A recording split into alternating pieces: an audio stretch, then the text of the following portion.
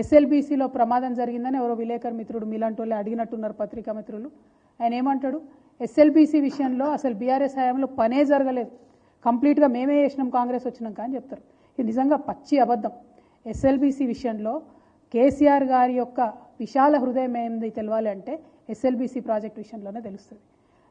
మనం కేసీఆర్ గారు అధికారంలోకి వచ్చినాక రాష్ట్రం కొత్తగా ఏర్పడ్డ తర్వాత అసెంబ్లీ సాక్షిగా అసెంబ్లీ కమిటీ హాల్లో అఖిల పక్షాన్ని పిలిచి ఏర్పాటు చేసి ఎస్ఎల్బీసీ పరిస్థితి ఇట్లా ఉన్నది, మరి అందులో ఒక మెషిన్ అక్కడ చిక్కుబడిపోయి ఉన్నది, అది బయటకు తీసే పరిస్థితి లేదు, కంప్లీట్గా అభయారణ్యం, ఎక్కడ కూడా ప్రాజెక్టుకి పర్మిషన్ వచ్చే పరిస్థితి లేదు, బయట ఇంకో మనిషి పోయి కాలువ దవ్వే పరిస్థితి లేదు, ఈ టనల్ ఫినిష్ చేయాల్సినటువంటి బాధ్యత మన మీద ఉన్నది.